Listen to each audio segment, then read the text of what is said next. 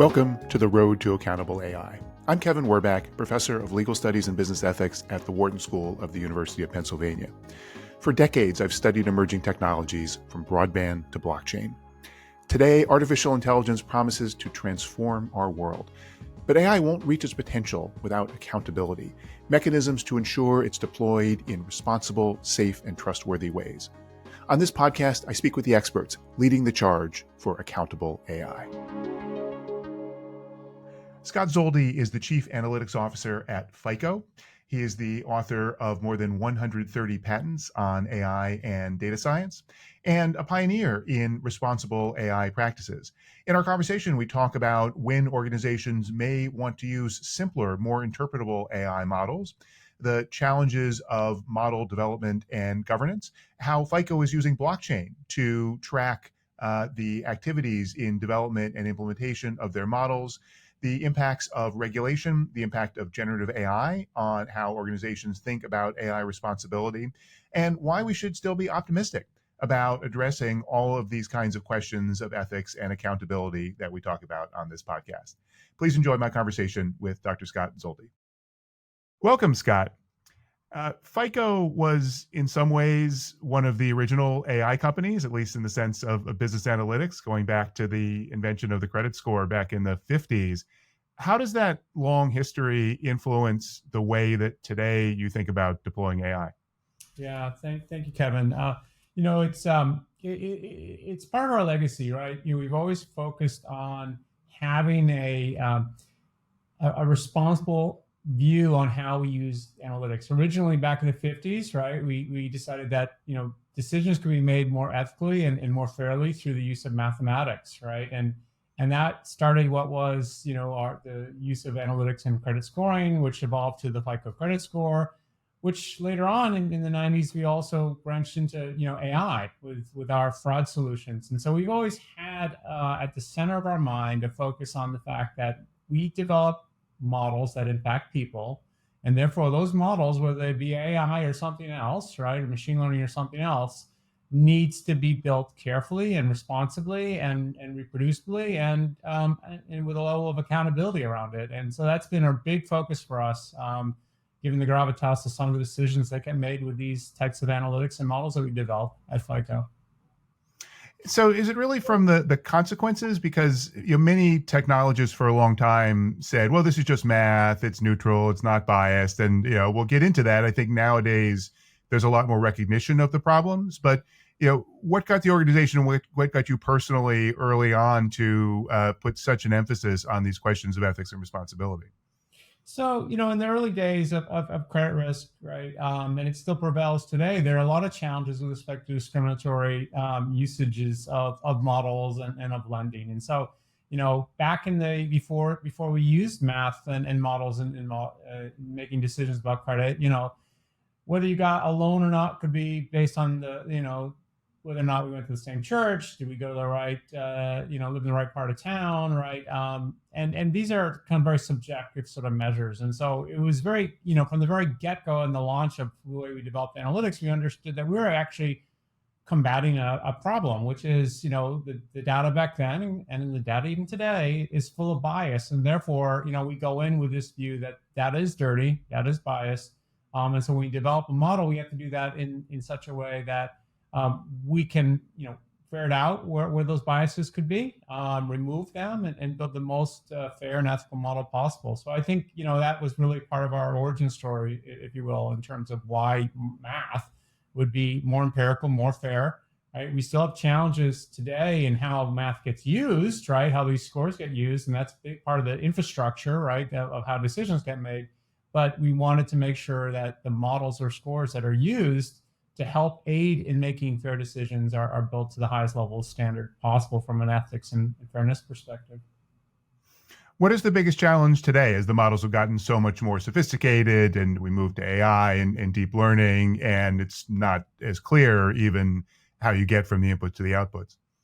So I think you've hit on it exactly, right? I mean, one of the biggest sort of challenges we have today that wasn't the case when I started here at the company 25 years ago is that we somehow all accept that AI is used to make all these decisions, and the models have become more and more complex. There have been more and more parameters. There have been people enamored with how quickly they can build models and how large these models can be. And they don't focus on the physics. Like I'm a PhD physicist, and I think about physics, right? And I think the world is defined by, laws of physics and types of behaviors that are relatively simple, right? So, we don't need models with hundreds of thousands or millions of parameters to make it a credit decision, right? What we need level of transparency in terms of the types of models. But as an industry, right, we've kind of adopted these big models and somehow bought into bigger is better. We ought to, and sacrificing the ability to actually understand what drives those outcomes. Now, if you look at things like the FICO score that we produce, we still use generative additive models for that, and primarily we do that because when we, let's say, Kevin, give you a decision, a decision gets made based on a score, and you say, well, I don't understand why that decision was made. We need to be tremendously factual in terms of what are the reasons or why you got the better score or the worse score, because you're going to need to act on that, right? Because you're still going to need to get that loan. And so for us, it's not just like, okay, yes, let's use explainable AI, which I like to talk about as being good, bad, and ugly, with most of it being bad and ugly, right? Let's focus on interpretability as job one, because if I tell you these are the 3 reasons why you didn't get the best score, then you could go and act on them. And if you did that, right, we would see that consequential sort of improvement in the score. And that's the level of sort of visibility, which is these scores are not so meant to block, right? They're meant to assist and provide understanding of what that outcome was and maybe how you improve that outcome in the future. Clearly that matters in credit scoring, where, as you're talking about, there are human consequences and it's, in many cases regulated. Do you think that in general that companies have gone too far with the big non-explainable models? What if you're using AI for something like sales forecasting, say? Does it really matter if you can explain what the rationale was? I think it still does, right? I think you have to look at the consequence of the decision, right? So if we're going to produce a picture of a 5-legged elephant, right, with generative AI, it probably doesn't matter, right? That's art, and if you don't like the picture, we throw it away. There's no consequence there. But if I'm going to do a sales forecast, right, and I have shareholders that are impacted, I have employees that are impacted, I have bonuses that are impacted, then that's a very consequential decision, and one where, at the very least, right, I should have understanding and confidence in how the analytic reached an outcome, right, or a recommendation. And so I'd say that this sort of concept on models that are more interpretable and maybe simpler, so that we understand and we feel comfortable in the assumptions that went into those models or what was learned by those models to make the decision, that we understand that so we can have confidence in the models, right? One of the things that I think about, Kevin, is like in the last year, right, customer confidence in models, AI in particular, has gone down considerably. Consumers, like 60% roughly, depending on which survey, have a lot of concern about use of AI. Businesses themselves have concerns about using AI because they don't feel like they have it under control, right? And even in the financial sector, same thing. So I think we are at this sort of like tipping point where folks are going to say, well, that's all cool that we can use 1,000 GPUs to create a model, but do we need to? And what do we lose? Do we lose our ability to actually interpret or have trust in the model? And I think a lot of people run into that, even if it's not a regulated environment, that they are sort of contemplating the use of the model. So how should an organization think about the trade-offs in terms of, they adopt a large language model or something that's not today particularly interpretable versus the alternatives? Yeah. So, I think one needs to figure out what is the best tool for the job, right? And so, I've had this conversation with many executives where, I try to explain to them that, there are different AIs for different purposes, right? In general, right, we should use the simplest and minimalistic solution, right, to solve a problem, right? So if I can solve a problem with a relatively simple interpretable model, right, or even a linear model, maybe that's the best thing, because I want to provide a lot of confidence in that decision, and I need that level of transparency, right? If you really need to goose up the performance, right, the detection capabilities, then maybe you get more complicated and you'll have like an interpretable neural network, which is something that we focus on. which allows that level of learning those imputed relationships that drive decisions, but can still be interpreted, right? I would argue there's very few use cases probably where, at least in business context, that you have to go to completely unexplainable models, right? Even if you look at, interpreting text and classifying text, you can do that without, full generative AI models that will, that hallucinate and that are unexplainable. And so I think, just stepping back and making sure that, you say, what is the minimalistic, sort of solution that would solve this business problem, and treat it as a business problem, not as a science, right, problem where you're interested in science, right? We're all interested in cool science, right?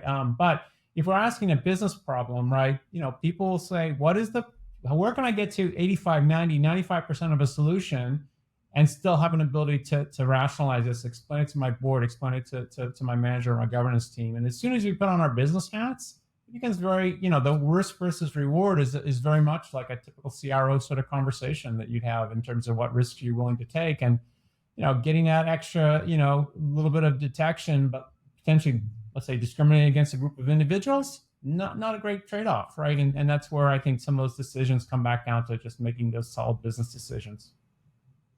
What are some of the things that you've done at FICO to make your AI systems more accountable?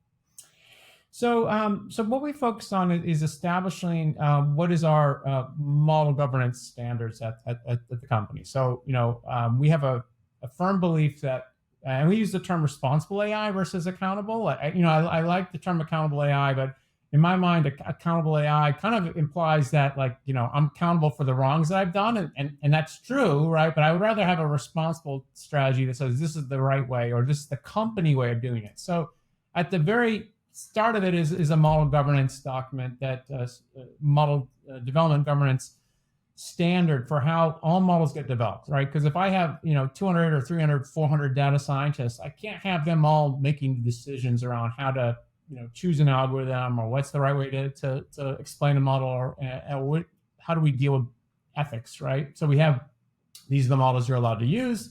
This is how we explain the models. This is how we do the ethics. And so the first step is, having that model development standard that everyone follows.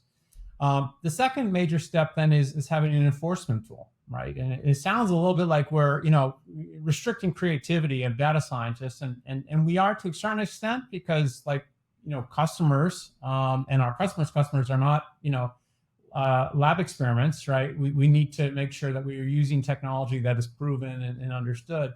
And so we enforce that today through the use of blockchain, right? Where decisions get made where we show that, these are the 27 things you need to show done as part of the model development standard, and then have a proof of record that each were done, tested, and approved. And that allows us to release models that meet a model development standard. And the consequences are great, right?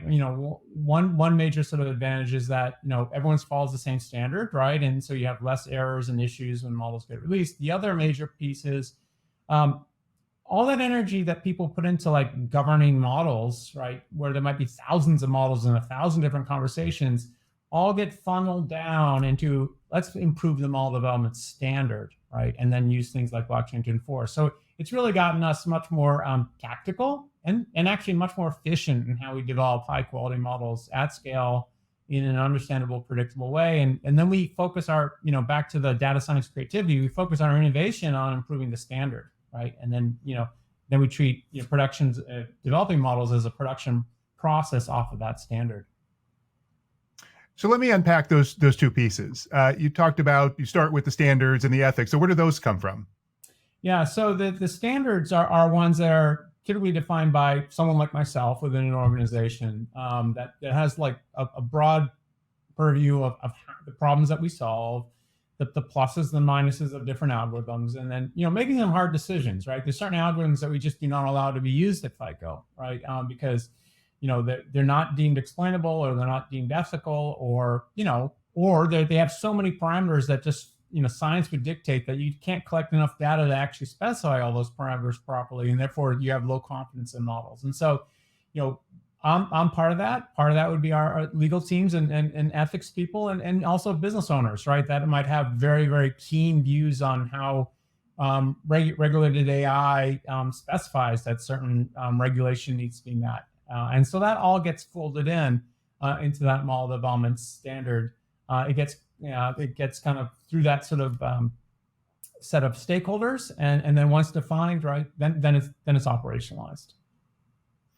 And then on the second piece, why blockchain? And I actually do a lot of work on blockchain and digital assets, so I was very excited to hear about the work you're doing there. I understand you've gotten patents and awards for it, but can you expand a little bit more about what the value is of using a distributed ledger for that kind of audit trail?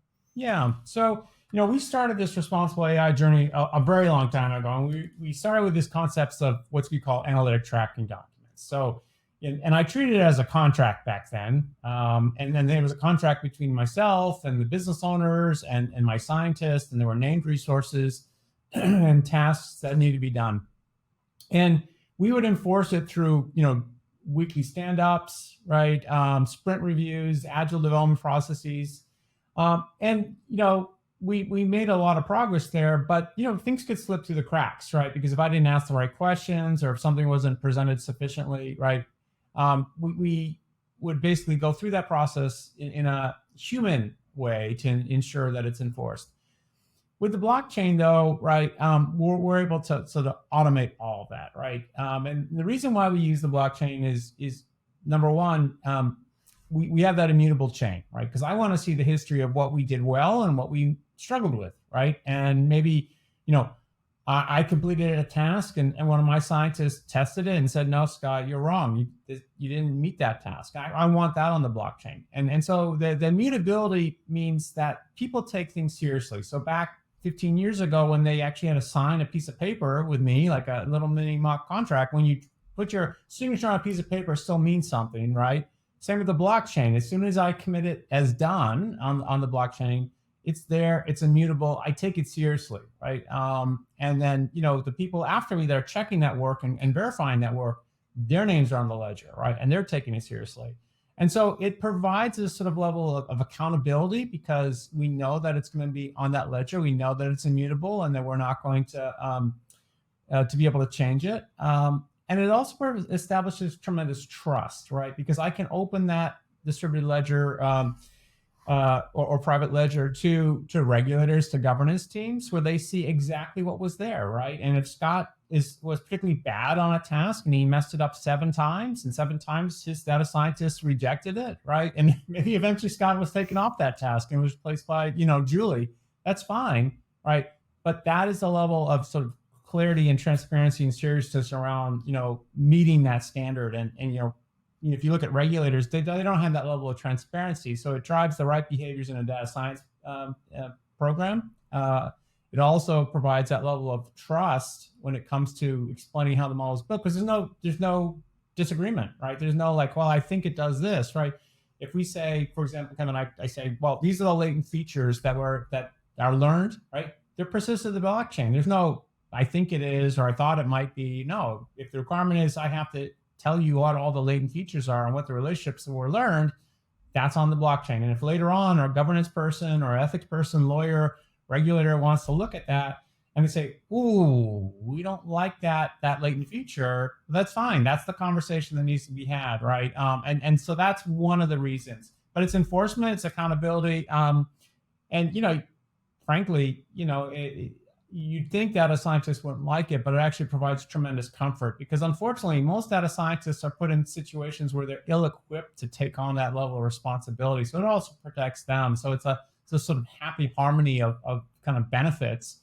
And then, frankly, after that, when the model gets released, it only gets released when all those requirements are met and then accepted, and you have that full history. That blockchain goes with the model to where it gets deployed. And it's also the thing that lives with the model so that later on, a year from now, 2 years from now, when there's questions about what that model does and who built it, why they built it, why is it behaving this way, you can go look into that blockchain, understand what's inside the model. And moreover, today, we actually put in the entire requirements of how you monitor it, right? Which is another big issue in AI, right? How do you monitor these models? And so the only person that really knows how to do that is the person who built it. might as well codify that at the time it was built and say, these are the operating parameters for my model. And then you run it in production that way. It sounds like a lot of overhead, though. How do you build all that into the workflows? So, there is work. And so we have a UI that we essentially codify all those requirements. And so as part of the model development process, they have to list that in, right? I don't think it's any incremental effort. It's more about kind of organizing, right? So like, you think about like my desk is actually, can't see it, but it's a big mess. And so like, it's very cluttered, right? And there's order that I understand, but I don't think you'd understand necessarily unless you're as cluttered as I am. So we're structuring the work in that, that the requirements get met. There is overhead, but without that, we'd have to go back and maybe answer questions that should have been answered, a month ago or 6 weeks ago. And so we actually find that it's more efficient because, we've actually codified exactly what, a governance team will be looking for, exactly how we're going to report the reasons for how a model behaved. And so, there's more work up front to organize that work into, a structured way or on that model governance standard, but there's so much less work after, right, or during the model build because you've already satisfied all the requirements.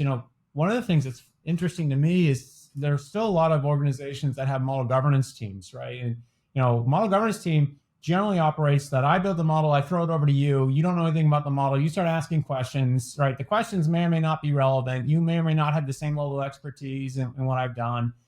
These governance processes can take 9 months, right? I would rather say when the model is released, you and I, if you're the governance person, Kevin, you and I are agreed on what we need to see.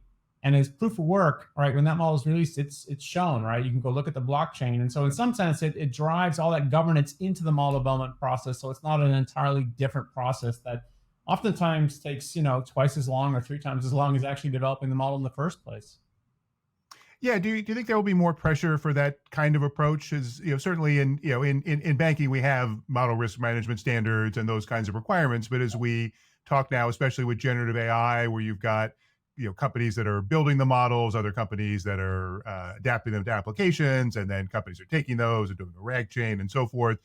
Now you have a lot more organizations that are somehow touching or dependent on the model, and then something goes wrong. Yeah. So, is that, this kind of audit trail you think going to be ultimately what organizations need to go to? I think it most absolutely will be, right. And so like, you look at the work that people do in LLMs, right? And I look at different proof of concepts that people want to do, and we obviously do proof of concepts here at FICO. We also do core research in this area. We've been doing it for 20 years in generative AI, but there's a lot of imprecision in what people understand. For example, like like RAG, right? You talk about this augmentation, right? But like what's the parameter on what gets used, what doesn't get used? How do you do the embedding? What's the chunking? What's the overlap? These all really, really matter from a business context perspective, but a lot of it's just kind of, glossed over, right? In terms of looking at the outputs. And I think, if people are going to go leverage some of these technologies that are a little bit more on the fringe in terms of responsible AI, then for sure they're going to have to keep track of these as decisions, right? So they can revisit it down the road if they find unsatisfactory results. And the use of it. And, I think that'll be a big part of where people need to get to. Otherwise, you'll have a model and, even simple models are really hard to understand. So these large, applications of generative AI most definitely will have to have a lot of structure. And, just picking apart things like RAG, there's a lot of decisions. And then there's a lot of things that, people take for granted that they don't truly understand how it works, right? And so from that perspective, just codifying that as a risk or delving in to where they'll use, let's say, a private LLM sort of capabilities versus building their own will be critically important in terms of whether they can, faithfully say, listen, yeah, we only use our documentation answering the question, or maybe we don't. Maybe there is hallucination going on there. And I think some of those things have to be codified so that there's some governance around it. Are there areas where you've changed your mind or you've realized that you were going the wrong direction in terms of governance and responsibility in recent years?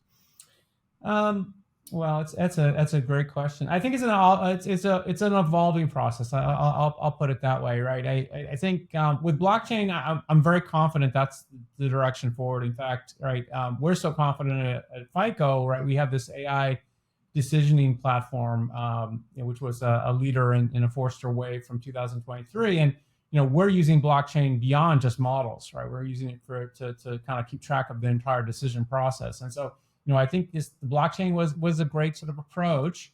I think to your point about what is the right sort of heftiness of a process, right? This is still a refinement for us, right? In terms of the pluses and minuses. So I don't think there's anything where we backed away and said let's take an entirely different direction. But what we have tried to do is try to figure out how to make it as less burdensome as possible. That's why, a big part of it, the challenge wasn't a model development standard for FICO, because that's core to our business, and our challenge wasn't blockchain technology. That's the one you can get your hands around.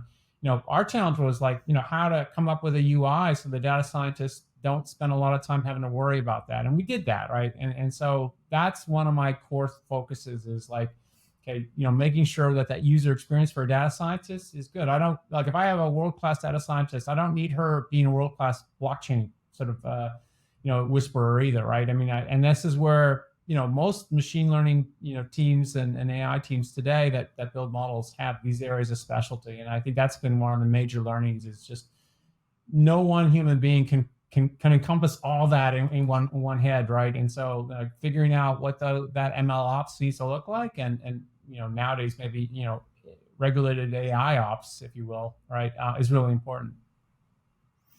What are you hearing from customers, or when you go out there and talk to people about their thoughts on responsibility in AI? Yeah, so the customers are really intrigued by the use of let's say the auditable AI concepts that we have and blockchain. They're under pressure.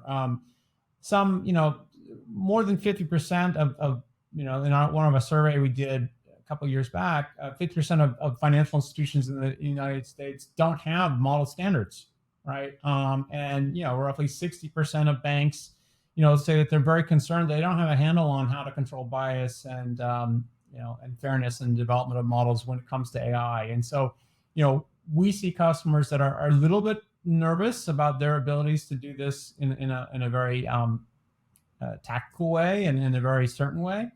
In addition to that, right, they see this as one way that they're going to have to respond to upcoming AI regulation, right? We saw the EU AI Act is marching ahead, right? Many organizations are starting to already codify how they're going to respond to that AI regulation, right? Which comes down to, let's go through all the little bullet points of things that we need to demonstrate, right? And then how do we do that, right?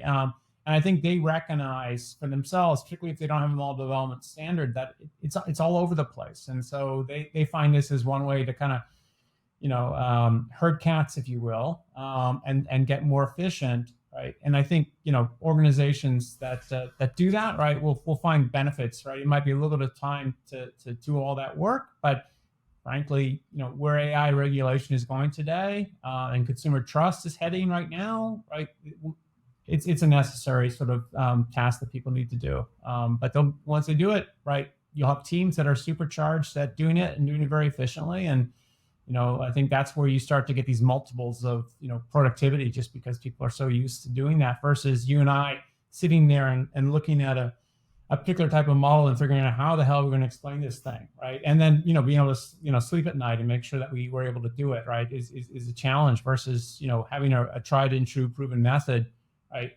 Again, right, when we solve business problems, and that's what a lot of our customers do, right, it's not about algorithm A versus algorithm B. It's about outcomes. And so, them just having that path is really important. And then being able to show that they followed the path appropriately and defend it, super important to them. What do you think is the biggest challenge going forward?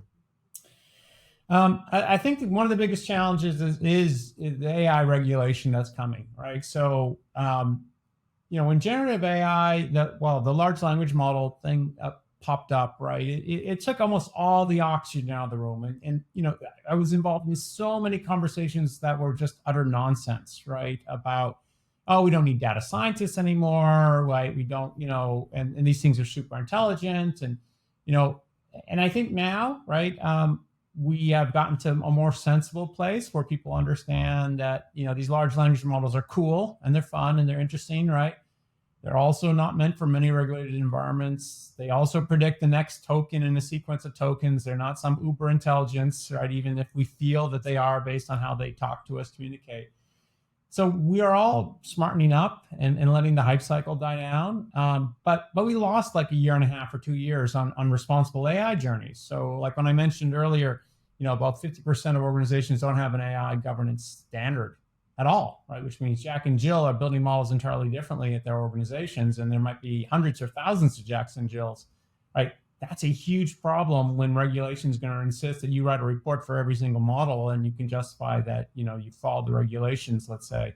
And I think this is our biggest sort of challenge. In some sense, it's a positive because responsible AI will have to get real really, really quickly. But for those laggards, right, in defining those standards, there's going to be a lot of work to do, which means they need to figure out who in the industry, is leading in those spaces and try to mirror some of that so they can kind of catch up and define those governance standards themselves for how they develop and operationalize models. So that's interesting. You think that all the excitement around LLMs and Gen AI got organizations to take their eye off the ball somewhat in terms of responsibility? Absolutely. Yeah. And frankly, right, all that LLM generative AI, hype also caused regulation to speed up, right? And so like the Biden administration and putting out their AI guidance, right?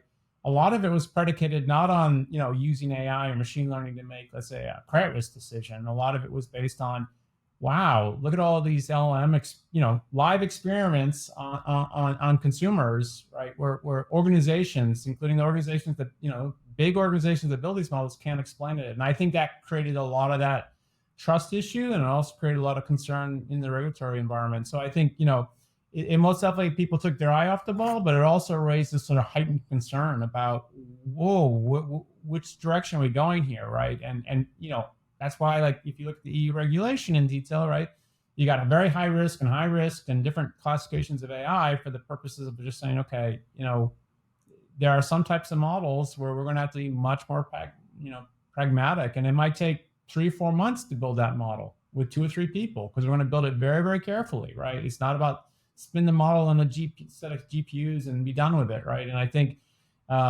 that's one of the challenges that we've had with generative AI. But I do think it's all coming around, and if regulation continues to go the direction it is, there'll be no choice, right? You'll have to kind of catch up. But most definitely, right, those were not the conversations for many different organizations, and it has been frustrating for some, where they see that people are more enamored with what a generative AI will produce than trying to properly develop models in a trustworthy and accountable way, and having some of those hard decisions about a model development standard. Well, but I'm glad to hear that after all of that, you're still optimistic. It sounds like that organizations are going to get to where they need to go. So many important issues. It's really been a pleasure speaking with you, Scott. Thank you so much. My pleasure, Kevin. Thank you. This has been The Road to Accountable AI. If you like what you're hearing, please give us a good review and check out my Substack for more insights on AI accountability. Thank you for listening.